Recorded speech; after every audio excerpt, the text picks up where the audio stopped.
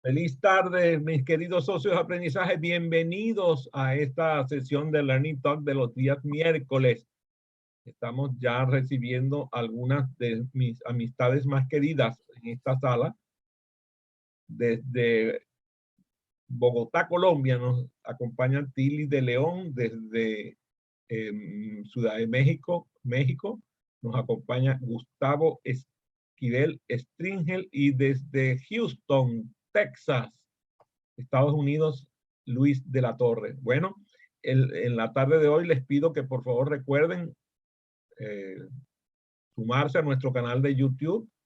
Síganos por allí, dejen sus comentarios cada vez que puedan para que refuercen el aprendizaje, y también que nos sigan por las cuentas de Instagram, Twitter y Facebook. Bueno, en la tarde de hoy vamos a hablar sobre algo que a mí me apasiona, que es el aprendizaje asociativo. Y miren que a mí, en general, los temas de aprendizaje me causan esplendor, pero el tema de aprendizaje asociativo me entusiasma mucho. Por ejemplo, voy a ponerles un ejemplo. Si, por ejemplo, ¿quién de ustedes tiene hijos? A ver, ¿quién tiene hijos? ¿Quién tiene hijos? Muy bien. Y de los que tienen hijos, ¿quién ha salido con su hijo cuando era niño, cuando era chico, al centro comercial, acompañado por su hijo pequeño? Y cuando su hijo veía que ustedes usaban la tarjeta de crédito para comprar las cosas la primera vez y hasta la segunda, ¿qué le dijeron a la tercera? ¿Qué le dijo su hijo? A ver, ¿qué le dijo? Cómprame algo. Yo le dije, no tengo plata. Me dice, pero la tarjeta te da plata. ¿Verdad? Así es, ¿no? Tal cual, ¿no? Ese es aprendizaje asociativo. Es también yo quiero una de rapidísimo. esas, claro. Es rapidísimo, es la experiencia. Entonces, por ejemplo, llega un aparato nuevo electrónico. Voy a agarrar a Gustavo aquí con este ejemplo. Llega un aparato nuevo electrónico, ya sea un computador, o en el pasado un VHS o un DVD o un equipo de sonido, y llega y tú te sientas a armarlo y agarras Manual. el manual para ver cómo funciona. Mientras tanto, tu hijo pequeño llega, le mete los dedos al equipo y lo enciende perfectamente y lo pone en funcionamiento. ¿Por qué? ¿Por qué? ¿Por qué pasa eso? La verdad es que no sé, Adrián, los niños ya traen un chip diferente. Les das una tablet y algo que yo no sé usar, y mira que bueno, más o menos lo entiendo, pero ellos ya saben cómo hacerlo perfectamente. Bueno, un ejemplo rapidísimo, perdón. Le digo a mi hijo, oye, Gustavo, ¿sabes de dónde viene la leche? Claro que sí, papá, del refrigerador. Le digo, no, viene de la vaca. Te voy a llevar a que conozcas las vacas, ¿no? Bueno, el día que conozca las vacas va a inventar algo nuevo que tú no crees que va a poder decir con respecto a la proveniencia de la leche y su relación con la vaca. Entonces, la asociación que hacemos respecto a cualquier idea, a cualquier pensamiento que se nos ocurre, a cualquier estímulo, produce un resultado en nuestra conducta. Por ejemplo, la primera vez que tú vas a un sitio helado, un sitio con nieve, ¿les ha pasado? ¿Alguno de ustedes ha ido a un lugar con nieve?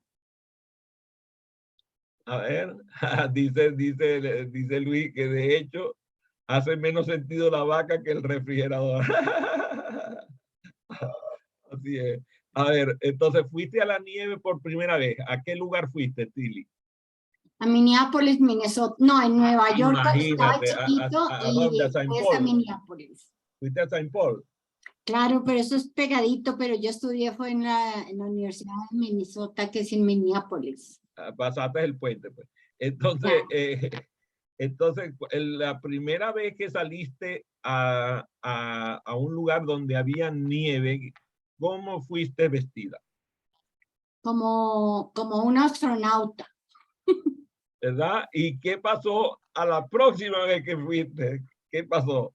También me vestí igual porque No, igual te aseguro que no. Fuiste aprendiendo qué calzado tenías que usar en determinado ambiente, porque si no te ponías los zapatos que no eran y terminabas en el suelo porque pisaste donde no tenías o con los zapatos dañados, ¿verdad?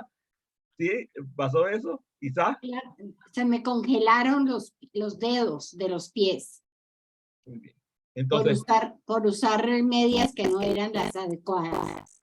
por ejemplo, o no te pusiste el guardafrío ese que se ponen debajo de la ropa, porque tú sabes, nosotros no nos gusta la incomodidad y eso es un atuendo incómodo. Te pones la ropa debajo de toda la ropa interior de frío, La ¿cierto? térmica. Y la térmica, y cuando dejas de ponértela pasa apuro porque el frío es intenso y no te protegiste debidamente.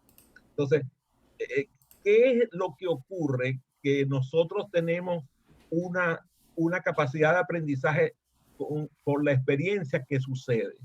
¿Qué ocurre con la experiencia en nuestra mente? ¿Qué ocurre?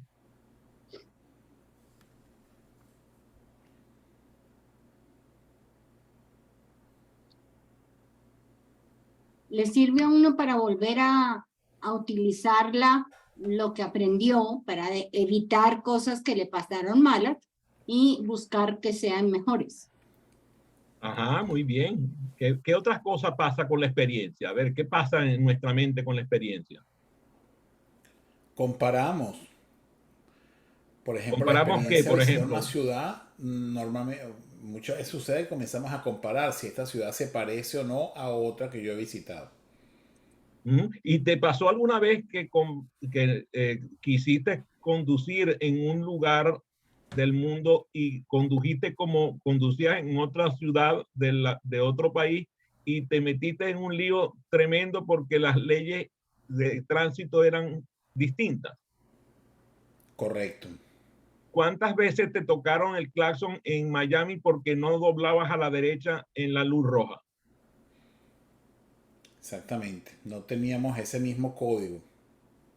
Resulta que cuando tú llegas a un país donde doblar a la derecha en un lugar donde no dice que no dobles, cuando no doblas es porque dice no doblar a la derecha.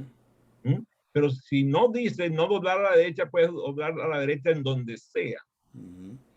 Y entonces resulta que cuando tú llegas la primera vez, te- la gente que viene detrás de ti te vienen desesperados tocando porque tú no le das, porque no caminas, estás Así esperando, porque estás es. en luz roja. ¿Ah? Estás en luz roja, ¿cómo vas a pasar? Si tú vienes de un país donde si tú pasas en la luz roja, vas a tener una multa rapidísimo, ¿eh? Claro. Entonces, la experiencia hace que tú aprendas rápidamente y de pronto tú pareces que ya fueras un habitante de la ciudad de Miami, ¿verdad? Casi que alcalde de Hialeah, porque ya te manejas con conocimiento de causa, ¿no? Entonces, por ejemplo, ¿a quién le pasó que fue a la ciudad de Miami? ¿Quiénes han ido a la ciudad de Miami de ustedes? ¿Quiénes conocen la ciudad de Miami o han ido a la ciudad de Miami? Muy bien. ¿A quién le pasó que le brindaron un café cubano y y el café cubano estaba tan dulce que lo empalagó? A ver, ¿a quién le pasó eso? No, ahí está, ahí está. Yo sabía que alguien, porque la experiencia de tomar café cubano es distinta cuando estás acostumbrado, por ejemplo, a haber vivido en países así como Colombia, como México, como Venezuela, donde el café incluso se toma muy comúnmente de máquinas de esas italianas, además. Tenemos muy Correcto. buenos cafés en los tres países que acabo de nombrar. No nos vamos a poner a pelear cuál es el que tiene el mejor café porque vamos a tener un problema cercano. Además, Ernesto vive en una zona cafetalera, así que no vayamos a estarle jalando la Claro. lengua a Y, Ernesto y porque va a decir agrega, que agrega un detalle adicional, Adrián, que también justamente en términos de experiencias y de comparaciones, cuando acá en Miami se compra un café en una cafetería de cualquier tipo, normalmente cuando es un café cubano, dan el café y dan adicionalmente unos vasitos pequeños, como aproximadamente unos 5 vasos pequeños. Y yo al principio recibía el café y recibía los 5 vasos pequeños. Y yo decía, pero ¿y por qué me están dando esto? Y es que la costumbre acá es que uno pide un café y el café es que uno, como es tan fuerte, tan concentrado, se toma uno pequeño y el resto del café lo comparte con las personas que uno quiera compartir. Y entonces normalmente lo que sucede es que la persona pide el café, se toma uno, un vasito pequeño, y inmediatamente comienza a preguntar a las otras personas si desean un poco más de café. Esa es, Y por ejemplo, una costumbre. fíjate, por lo general, en otros países nadie le ofrece café No, al vecino, no. pero De en verdad que es muy Miami es común. hasta mal visto que tú recibas el Claro. café, estás solo y no compartes los otros Claro, cuatro claro, claro. con la Y gente que está interesante que eso alrededor. tiene una justificación. ¿Por qué yo ofrezco ese café? Ah, porque es la excusa para poder comenzar a conversar. El cubano por lo general es muy conversador, entonces en las cafeterías cubanas, que aquí se llaman las ventanitas, ahí se forman grandes conversaciones justamente por eso, porque la gente comienza a compartir bajo la excusa de compartir un café, comienza la interacción, pues, ¿no? Muy bien. Nosotros muchas veces no nos ponemos a pensar lo que aprendemos día a día de forma abundante, que nos lo provee la experiencia de vida, la experiencia de compartir ideas, la experiencia de compartir pensamientos con otras personas, de observar el actuar del otro. Nosotros muchas veces ese aprendizaje se convierte en un aprendizaje completamente inconsciente y empiezan a crearse cambios en nuestras conductas que son innotorios hasta que alguien viene y observa nuestra nueva conducta y dice, oye, ¿cómo fue que hiciste eso que yo no te lo había visto hacer antes? Eso es aprendizaje asociativo. Es la capacidad que nosotros tenemos de observar y asociar los múltiples estímulos que recibimos desde que a veces hasta antes de despertarnos, porque los estímulos también los recibimos, como ustedes saben, parte durante el sueño. Prácticamente todo el día nosotros lo pasamos recibiendo estímulos. Esos estímulos producen ciertas acciones y esas acciones producen un cambio en nuestra conducta habitual. Lo que pasa es que nosotros no le damos el peso debido a la conducta nueva, porque se hace parte de lo obvio, de lo que no podemos observar. Sobre lo que tú no puedes hablar, no lo puedes observar. Si tú no lo puedes mencionar, si tú no lo puedes, como dice, no me acuerdo si es Echeverría, dice, si tú no lo puedes lenguajear, no existe. Si no lo puedes lenguajear, no existe para ti, porque tu capacidad de observación se basa en tu capacidad de convertirlo en lenguaje. Entonces, esa fuente inagotable, además, combinen esos estímulos, combínenlo con las ideas. El, el número de ideas que un ser humano produce al día son varias decenas de miles. Si nosotros combinamos las ideas nuestras, o sea, una idea que tuve con otra idea que tuve, se convirtió en una tercera idea que tuve. Una idea que tuve se combina con otra idea que tuve y con otra idea que tuve y se convierte en otra idea. Entonces, la concatenación de las ideas que tenemos nosotros solos, sin contar en el proceso de sociabilización, cuando nosotros venimos aquí y compartimos una idea con Ernesto, una idea con Francisco, una idea con Gustavo, una idea con Tilly, y aquello se convierte en una idea nueva de los 5. Y además, las personas que están observando este programa por las vías de las redes están teniendo ideas y esas ideas son nuevas. Ahora, ¿qué diferencia hay entre una idea y un pensamiento? A ver, revisemos ese concepto, a ver si nos ponemos de acuerdo. ¿Qué diferencia hay entre una idea y un pensamiento? Tilly está encendiendo el micrófono. Gustavo está ya listo para decirlo. Según mi punto de vista, un pensamiento es algo que llega a nosotros sin esperarlo. Y un pensamiento nosotros lo provocamos, digo, y una idea nosotros la provocamos. Nosotros vamos con rumbo a esta idea. Y un pensamiento pasa sin nosotros esperarlo. Es mi Muchas punto de gracias, vista. Gustavo. A ver, Ernesto. Mira, para mí un pensamiento es algo que puede llevarme, bien sea al pasado, al presente o al futuro. Pero una idea es algo que quiero realizar y que me lleva hacia el futuro.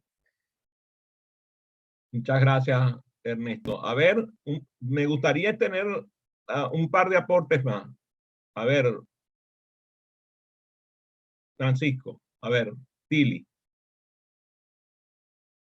Yo diría que una idea es algo que se le ocurre a uno, pero que nunca la ha experimentado, mientras un pensamiento puede ser de algo que ya sucedió en el pasado. Muchas gracias, Tili. Buena reflexión. Adelante, Francisco. Por favor, alguien que le lea los labios a Francisco, gracias.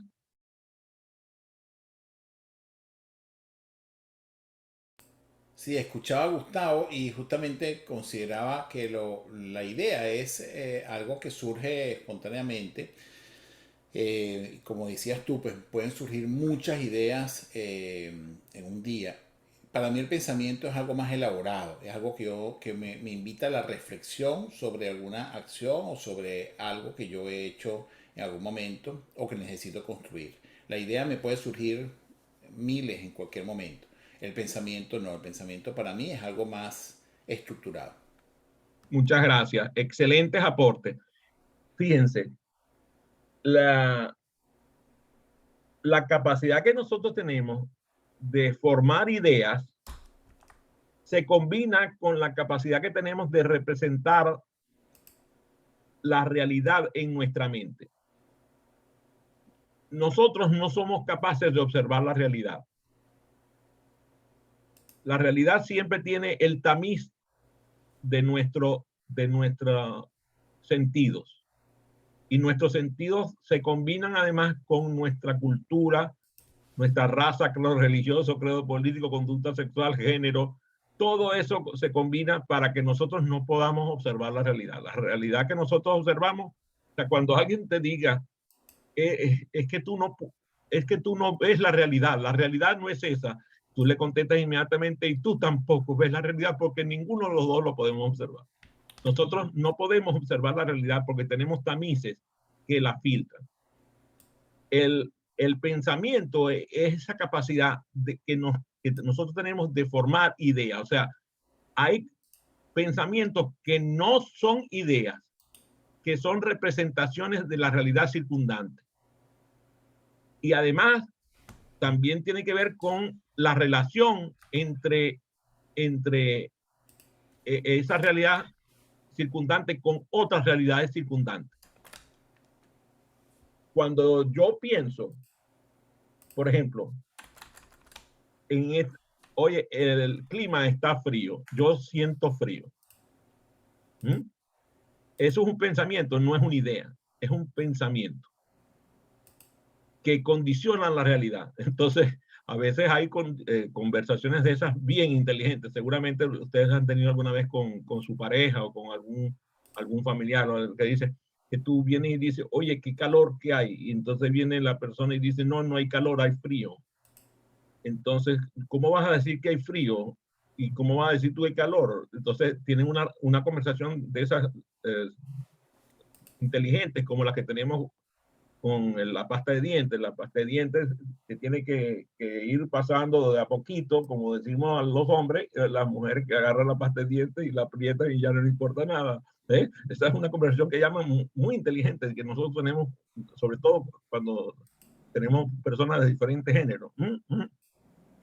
La verdad sea dicha es que ese pensamiento que nosotros tuvimos respecto a la condición de la realidad que nos circunda, no es ninguna idea, simplemente es esta observación que tenemos nosotros de esa realidad que nos circunda. Y además, ese pensamiento se puede almacenar en nuestra mente. ¿Mm? Cuando nosotros almacenamos un pensamiento, condicionamos el futuro. Porque el pensamiento que tuvimos en un momento determinado puede convertirse, si lo hacemos, lo que se llama un paradigma. Estoy seguro que el vocablo no les es ajeno, se convierte en un paradigma y entonces puede pasar lo que se llama parálisis paradigmática. Entonces yo tengo un pensamiento y no lo modifico porque no lo deseo. Porque me pongo, como dicen por ahí, me pongo bruto. Entonces, quizás alguna vez escucharon el paradigma de la Tierra es plana o que la gente no puede viajar a la Luna. No sé si habrán escuchado de esos paradigmas que alguna vez existieron, pero ahora en el mundo de hoy, los pensamientos se pueden convertir en paradigma o no. Eso lo decides tú respecto a la capacidad que tenemos de aprender de la experiencia. Y aquí viene el aprendizaje asociativo a formar una parte fundamental. El aprendizaje asociativo es lo que nos permite modificar nuestro pensamiento con base en la experiencia. Y mientras más sabios podamos ser por el aprendizaje asociativo, mejor podremos adaptarnos a la realidad que está ocurriendo alrededor de nosotros, porque nuestros pensamientos harán la modificación que sea necesaria para que nuestra conducta habitual se adapte mejor a la realidad que existe, que nosotros no podemos observar. Esa fuente inagotable que es de aprendizaje, que es la aprendizaje asociativo, nosotros podemos lograr que suceda de forma expresa. O sea, nosotros exponernos a nuevas experiencias que produzcan una manera de aprender distinta. Si esas ciertas experiencias van ocurriendo con cambios en las características de todo lo que nos rodea, entonces las consecuencias del aprendizaje van a ir cambiando. Nosotros podemos aprender más si nos exponemos a nuevas experiencias. Veamos cómo funciona eso. Por ejemplo, Francisco, ¿podrías comentarnos un poco cómo fue tu experiencia de haber vivido en Polonia varios años? Wow, cambio radical de hábitos, de costumbres, de clima, de todo tipo, experiencias de todo tipo. ¿Y cómo era la cotidianidad allá en qué ciudad estabas? Yo inicialmente estaba en una ciudad llamada Uch, se escribe Lodz, pero se pronuncia Uch. Esa más o menos una ciudad que está ubicada a 1 hora y media de Varsovia. Y ahí nos reuníamos todos los que ingresábamos a estudiar a Polonia, porque ahí se aprendía durante 9 meses el idioma polaco. Y bueno, habían estudiantes de creo que de 49 países, si mal no recuerdo. Muy bien. O sea que tú llegaste a Polonia sin hablar el idioma polaco. En absoluto. Esos 9 meses era para que habláramos, por lo menos comenzáramos a aprender el idioma polaco, y aparte de eso para familiarizarnos con la cultura polaca. Entonces teníamos asignaturas, teníamos clases todas las mañanas, y teníamos asignaturas que tenían que ver con historia de Polonia, con geografía y con algo que llamaban justamente eso, pues digamos, dimensión cultural, exactamente. Muy bien. Déjame contarte esta historia a ver si te resulta conocida. Resulta que mi vecina, de la puerta del frente del apartamento donde nosotros vivíamos en Caracas, ella era polaca. Y cuando llegó a Venezuela no hablaba absolutamente nada de español. Entonces ella contaba que ella se montaba en los colectivos, y cuando escuchaba a las personas hablar, las palabras le sonaban a polaco. O sea, tenían palabras que sonaban como si fueran palabras en polaco. Pero claro, cuando verificaba, no significaba absolutamente nada de lo que tenía que ver con el idioma polaco. ¿A ti te pasó lo mismo, pero al revés? Es correcto. Escuchabas las palabras en polaco y creías que tenían un significado en español. Así es, así es. Sí, muchas veces sucedía eso porque, bueno, se pensaba, pues que, o yo pensaba que eran palabras que podían ser similares al castellano, pero no, no tenían nada que ver, ¿no? Entonces, uno creía que estaba atrapando algo por ahí, pero tienen a veces un significado totalmente distinto, pues, ¿no? ¿Y, y en qué se parecía la cotidianidad de Polonia a la cotidianidad de Caracas? Muy poco, A ver, realmente muy relátanos. poco. ¿Mm? Relátanos un poco. Bueno, realmente la cotidianidad de Caracas pues, es una cotidianidad, por lo menos la mía, que era del estudiante universitario en Caracas, era totalmente distinta, porque la cotidianidad en Caracas era mucho más libre, mucho más, si se quiere, desestructurada, por darle algún nombre. O sea, yo llegaba a la Universidad Central de Venezuela, que era donde estaba estudiando inicialmente, y bueno, la primera acción era ir al cafetín, comprar un café, compartir con los amigos, revisar si teníamos alguna tarea pendiente o qué tarea habíamos hecho el día anterior para comparar un poco si daba tiempo pues antes de la clase. Y después entrábamos a una dinámica de clase que era muy participativa, que era muy horizontal, diría yo. Cuando ingreso a Polonia, pues me encuentro con un mundo muy rígido, muy formal, y la experiencia que me marcó fue que yo, sin saber hablar polaco, la primera pregunta que hace el profesor iniciando la carrera, si estábamos comenzando el semestre, y justamente, quizás por curiosidad, justamente si yo sabía hablar polaco o no, la primera pregunta que hace el hombre, que se llama Kazimierz Stukin, nunca se me olvida su nombre, además que estaba enamorado, después me enteré que estaba enamorado también de Bárbara, y eso generó también Bárbara, tu esposa, para la aclararlo futura esposa. En ese momento no, no lo sabía. Y no, el tu hombre actual llega. esposa. Quiero Ah, decir para darle contexto a la gente que está viendo el es programa por... correcto, es correcto. Bárbara y yo comentábamos estudiando sociología, y bueno, y el hombre quizás pues le atraía a Bárbara, y resulta que, pero en ese momento no, ni siquiera estábamos saliendo. Pero el punto está que el Kazimierz Stukin, que era el profesor de introducción a la sociología, era la primera asignatura que había, y el primer estudiante al cual le preguntas es a mí. Te imaginarás que, bueno, eh, pues Con un encuentro cercano del tercer tipo. exactamente. Primer estudiante, el primer día, y yo estaba más perdido que, como dicen, que el hijo del Inver, pues que es ese dicho que tú comentas, ¿no? Estaba muy, muy desorientado, ¿no? Y bueno, aún así, pues pude balbucear ahí algunas respuestas en polaco, ¿no? Muy bien. Tú estarás de acuerdo que la cotidianidad que viviste en Polonia te permitió entender el concepto de ser polaco. Ujú. ¿Sí? ¿Es así? Es así, sí. En- si tú no hubieras vivido esa experiencia, Ujú. tú, cuando te cuenten el cuento del gallo pelón polaco, no lo podrías entender, porque no Correcto. comprendes la cotidianidad en la cual ellos habitaban. Ujú. Estabas en un país del bloque de países soviéticos donde las libertades estaban restringidas, donde había un régimen político totalmente diferente y la dinámica de las relaciones interpersonales era completamente diferente a la que tú estabas habitualmente Ujú. acostumbrado. ¿Es así?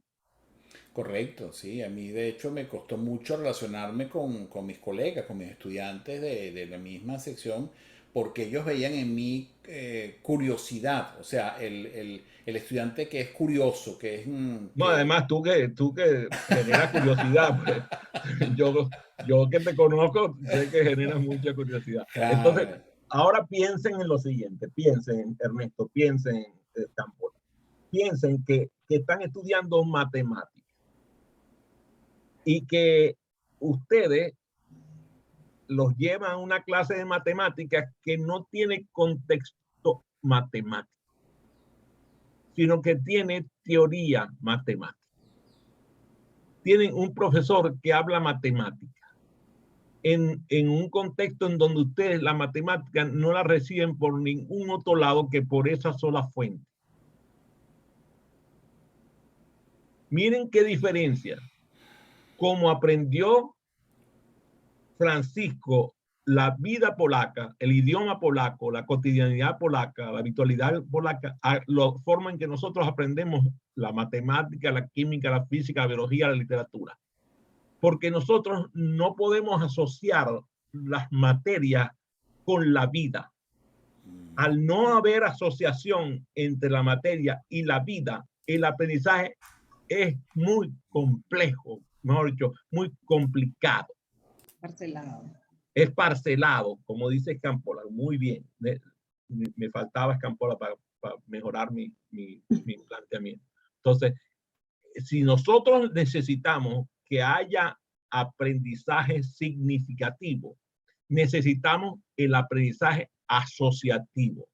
El aprendizaje asociativo es una teoría adicional a la que ya nos da el aprendizaje significativo y el aprendizaje emocional.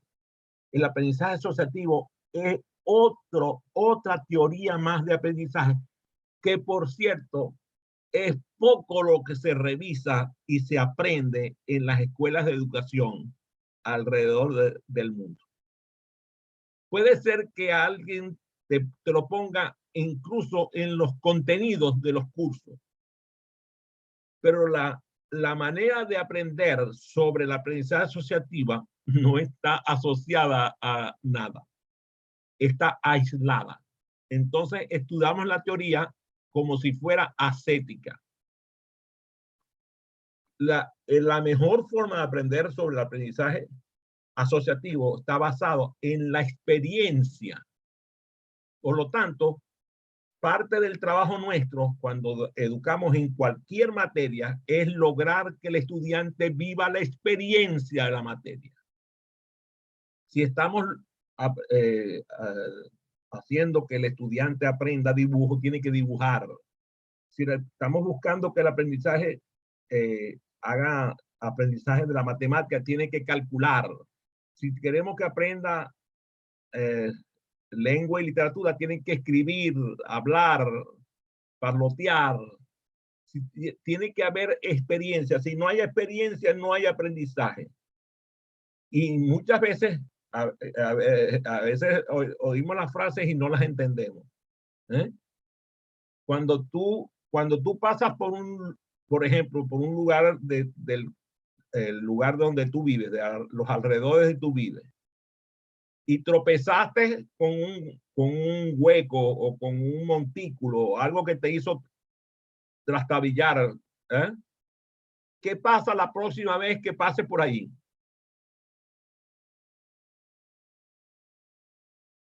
¿Qué pasa? Evitas el lugar, le das la vuelta. ¿Lo evitas de qué manera? ¿Lo bordeas o lo...? Fíjate qué interesante, vas a buscar el camino de menor resistencia a pasar por ese lugar. O sea, no vas a dar un vueltón, no te vas a cambiar de acera, no vas a saltar, vas a hacer un cambio sencillo, una desviación sencilla que evite el obstáculo. Entonces, los padres tienen que aprender, cuando están educando a sus hijos, que sus hijos tienen que aprender por la experiencia y tienen que dejar que sus hijos se caigan, sus hijos se golpeen, sus hijos salten, brinquen. Si es posible que no se desgañoten, pero que tengan la experiencia de vivir, porque si no tienen la experiencia de vivir, no aprenden. Lo mismo en el sistema escolar. En el sistema escolar, nosotros tenemos que lograr que el estudiante aprenda a negociar negociando. Desde que está en el kindergarten, tiene que aprender sobre oratoria desde que está en el kindergarten. Tiene que aprender sobre las competencias llamadas blandas, que no sé de dónde sacaron semejante nombre, porque las competencias blandas son competencias muy poderosas. Entonces, fíjense, ¿cómo va a aprender un niño o un adolescente o un joven a trabajar en equipo si no trabaja en equipo en su ambiente escolar? Recuerden qué pasaba en su sistema educativo cuando ustedes estaban en la primaria o en la secundaria.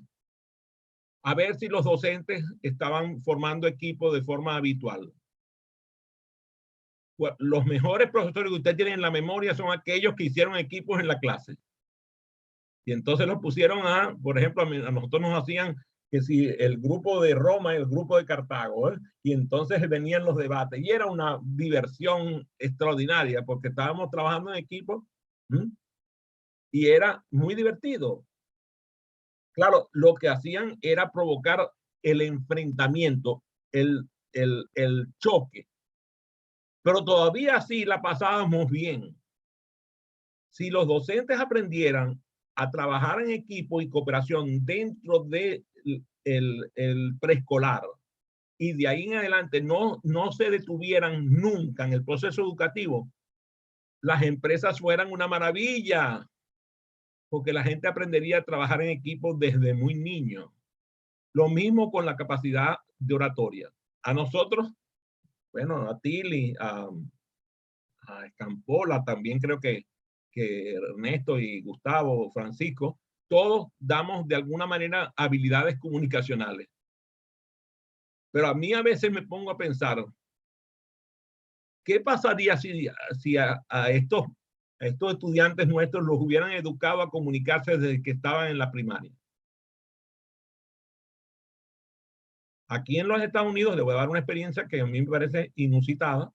Aquí en los Estados Unidos, las clases se manejan con procedimientos parlamentarios y se elige al representante de la clase, al presidente de la clase.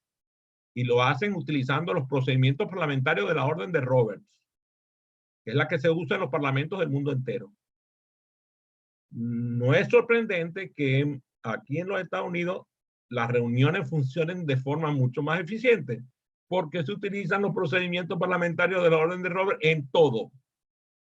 O sea, tienen una reunión de la comunidad, procedimientos parlamentarios. Tienen una reunión en el trabajo, procedimientos parlamentarios. Todo el mundo sabe lo que es una moción, la segunda, la discusión, la minuta. Toda esa cultura de los procedimientos parlamentarios la aprenden desde niños. Se convierte en parte de la cultura. Eso tiene que ver con aprendizaje asociativo. Si nosotros reforzamos nuestro sistema educativo con un sistema basado en recompensa, y no, fíjate que no estoy hablando de premio y castigo, estoy hablando de recompensa, en donde el estudiante sepa que las consecuencias negativas de su conducta negativa funcionan y que las consecuencias positivas de su conducta positiva funcionan, la gente se comportará de forma más adecuada en clase. Lo que ocurre es que el premio y el castigo no son una manera de educar. Lo que hace es que nuestra mente asocie el premio a la trampa. Y muchas veces lo vemos, que mucha gente para ganarse el premio hace trampa. Y cuando alguien se gana el premio, alguien se lo pierde. Entonces, por el contrario, que la conducta positiva produzca consecuencias positivas y que la conducta negativa produzca consecuencias negativas. Por ejemplo, voy a preguntarle a Tilly. Tilly, ¿a qué hora está convocada esta sesión? A las 6 de la tarde, hora Colombia, 7 Nueva York. ¿A qué hora comienza? En punto de 7. ¿Cuántos años tiene comenzando a punto de 7? Desde que estoy contigo en este proceso. ¿Quién de ustedes ha asistido a un evento conducido por su servidor que haya comenzado desviado de la hora, retrasado? Entonces, las conductas positivas de ustedes que llegan oportunamente a la sala se premian, tienen consecuencias positivas porque la sesión comienza al punto de la hora. Algunos que han estado conmigo en eventos, ahí está el Campola que no me deje mentir, a veces se me forman unas revoluciones porque yo digo, si acá llegó la hora de finalización de la reunión, y dice, ¿cómo que la finalización? Sí, ya terminó, no lo vas a creer. La hora terminaba a las 9 y a las 9 se acabó la reunión. Las personas saben cuál es la consecuencia de la conducta positiva. Si por el contrario hubiera, y lo hemos visto, Francisco no me deje mentir, estaba realizando él su programa Proactívate y hubo personas de su equipo que le dijeron que esperaran unos minutos mientras se sumaba más gente a la sesión. Y Francisco dijo, no, aquí comenzamos a la hora en punto. Entonces, si las consecuencias de una conducta negativa ocurren, por ejemplo, una persona que llegó tarde, una cosa que llegue a otra hora diferente porque no pudo ingresar antes, pero si llegó tarde, porque tú sabes que, ay, se me olvidó, llegué tarde, él se lo pierde. Y la materia que se revisó no se revisa de nuevo. En su mente la asociación queda. Yo voy a llegar temprano la próxima vez porque si no me pierdo parte de la materia que estamos viendo. La asociación es siempre positiva. Si nosotros empezamos a fortalecer las decisiones de nuestros hijos con base en consecuencias y no en premio y castigo, definitivamente lo que va a ocurrir es que vamos a desarrollar sus habilidades para el futuro.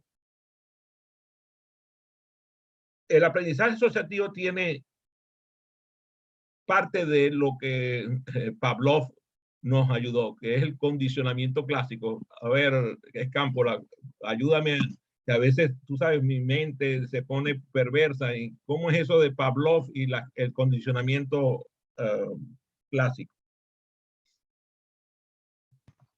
Bueno, ahí tenemos el ejemplo del perro de Pavlov, no sé si ustedes lo recuerdan, y el de aparear estímulos. Cuando le mostraban al perro la comida y hacer toda la asociación con la salivación. Y bueno, allí tenemos el ejemplo concreto de cómo se puede aplicar ese condicionamiento clásico. De hecho, yo recordaba mucho ejemplos como muy aterrizados de eso, cuando estábamos en la escuela y sonaba el timbre. Muchas veces sonaba el timbre y nos empezaba a sonar como en la barriguita, ¿verdad? Así como que nos daba como que justamente en ese momento nos daba hambre. Y hay muchas personas que tú puedes investigar y por ejemplo, con ese timbre, por ejemplo, por decir algo, están asociadas otras cosas. Entonces, bueno, es interesante poder mirar que en el contexto educativo hay muchos ejemplos, sobre todo en el aprendizaje, todo esto que está explicando Adrián del aprendizaje asociativo, pues está muy relacionado con el tema de los hábitos y de esos primeros aprendizajes que necesitamos para cosas que pueden ser muy básicas. Fíjense el condicionamiento que nosotros tenemos, sobre todo en los países nuestros de América Latina, con respecto a la higiene bucal. Incluso con la higiene corporal. Es muy común que tú recuerdes a tu mamá o a tu abuela con olor a jabón y a talco. O a tu papá con el olor a la loción del aftershave. O a tu hermano mayor porque usaba un perfume que tú querías. Pasa mucho. Eso tiene que ver con hábitos. Cuando nosotros vamos a otros países, los hábitos de higiene no son los mismos. Hay países donde el hábito, a mí me han llegado a reclamar que me baño mucho. ¿A alguno le pasó eso una vez? ¿Sí? Ah, mira, que bueno, toda la sala respondió favorablemente a eso. Entonces, cuando tú empiezas a desarrollar un hábito, lo que estás haciendo es una asociación. Eso es la maravilla del aprendizaje asociativo, porque tiene que ver con nuestros hábitos, con la manera en que nosotros actuamos frente a las situaciones. Si nosotros logramos desarrollar la experiencia habitual, el aprendizaje va ocurriendo de forma progresiva. Lo que le pasó a Francisco en Polonia. Progresivamente se fue adaptando a la cotidianidad polaca, terminó aprendiendo a hablar el idioma más rápido que si hubiera tomado cualquier curso. Terminó incluso comprendiendo la dinámica, por ejemplo, la dinámica de las comidas, de los hábitos que se tienen en las comidas familiares, que son totalmente diferentes a los hábitos nuestros en nuestros países de América Latina. La principal fuente de aprendizaje que yo he podido detectar viene del aprendizaje asociativo. Y también ocurre que la mayor cantidad de malos hábitos, de aprendizaje perverso, de fobias, de cosas perversas que a la gente aprende, la aprendió por asociación. Porque, como bien dije, nosotros no solamente observamos la conducta expresa, sino la conducta subconsciente. La percepción nuestra nos hace captar todo lo que ocurre alrededor de nosotros y muchas veces terminamos aprendiendo cosas que no queremos. ¿Alguna vez ustedes se pusieron a gritar cuando no querían? ¿Les pasó alguna vez que de pronto, ¿por qué yo estoy gritando? Todo el mundo estaba hablando gritos y tú estabas gritando. Y tú dices, Dios mío, ¿por qué yo estaba gritando? Porque la gente que estaba alrededor de ti estaba gritando. Entonces, de pronto, sin tú darte cuenta, tu volumen fue subiendo. ¿Les pasó alguna vez eso? Es interesantísimo eso. Porque incluso hagan un ejemplo que les va a encantar. Cuando ustedes estén en un lugar que esté muy ruidoso, silben. Silben. Ustedes van a darse cuenta que el volumen del ámbito donde ustedes estén va a descender. Porque nuestra mente está condicionada y el reflejo condicionado hace que el grupo completo descienda el volumen. Claro, el descenso de volumen va a ocurrir durante unos pocos segundos o unos pocos minutos, pero va a descender. Si nosotros logramos que la estructura sea suficientemente esbelta para que nosotros nos expongamos de manera habitual a experiencias extraordinarias, por ejemplo, nos exponemos a la música y el arte, a las buenas costumbres, a las buenas compañías. Miren lo que pasa cuando nosotros nos reunimos en este grupo maravilloso. Nos sentimos que aprendemos y que la pasamos bien. Y mientras otros están viendo Netflix o peleando, nosotros estamos aprendiendo sobre aprendizaje. El aprendizaje asociativo es esencial y es básico para que nosotros nos desarrollemos. Por lo tanto, tenemos que exponernos a contextos donde nosotros en ese aprendizaje imperceptivo, ese aprendizaje subconsciente, paraconsciente, como dice Lozano, se produzcan en nosotros las conexiones neuronales que nuestro cerebro requiere para aprender cada día más. Espero que les haya gustado el tema. Doy bienvenida a sus preguntas. Adelante con sus preguntas.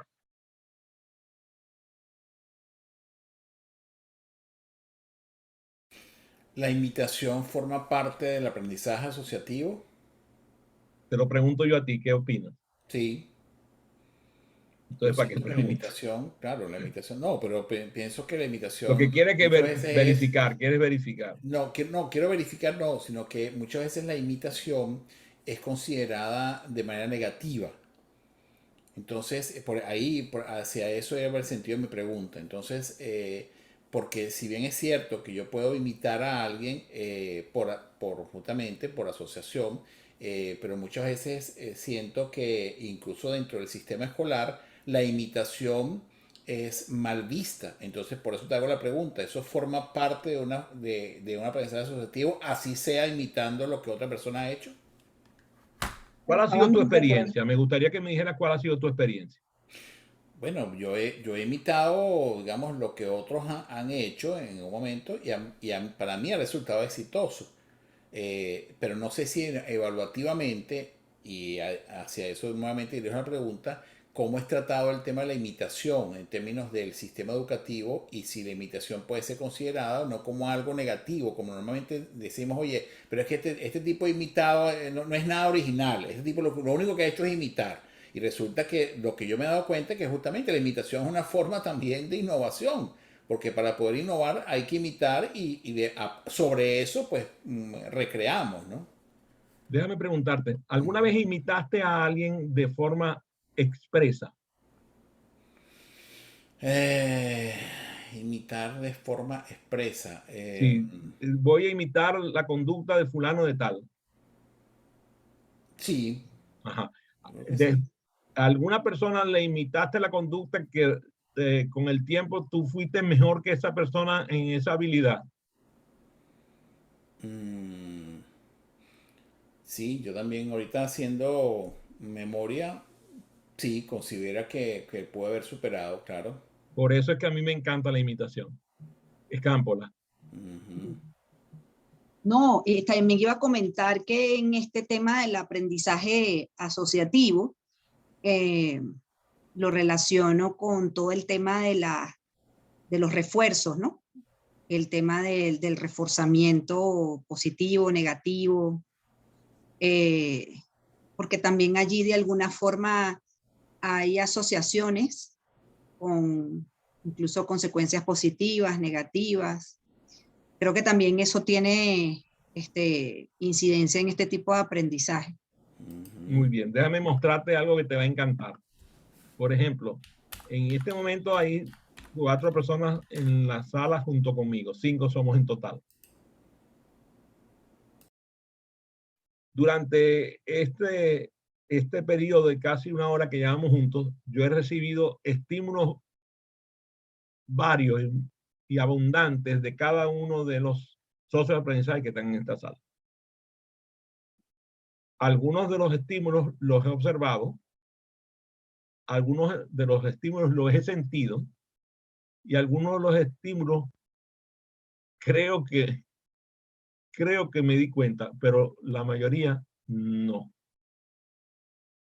O sea, el aprendizaje para consciente que yo tengo por la gestualidad de cada uno de ustedes es fundamental para que mi trabajo como facilitador funcione.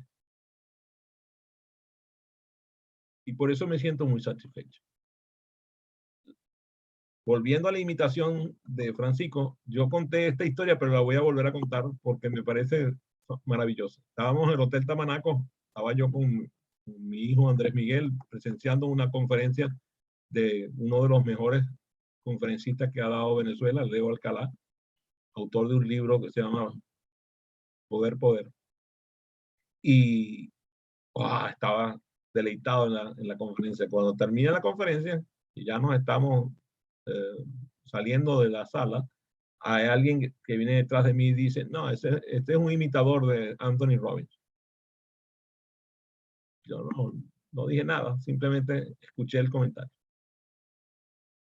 Varios años después, me tocó acompañar a Leo a dar una conferencia en el World Trade Center de México, con, quién sabe, 2.800 personas metidas en aquella sala. Estaba hasta las banderas. Y cuando terminó la conferencia de Leo, dice un señor que estaba detrás de mí, dice, Tony Robbins hace lo mismo que este muchacho. Ahí cambió la cosa. La imitación a veces da unos resultados maravillosos. Claro, Si no claro. fuera por la imitación, Claro. ¿dónde estaría Japón? ¿Dónde estaría China? Claro. Así que, bueno, fue un gusto, un placer, un honor compartir con ustedes. Gracias, Adrián.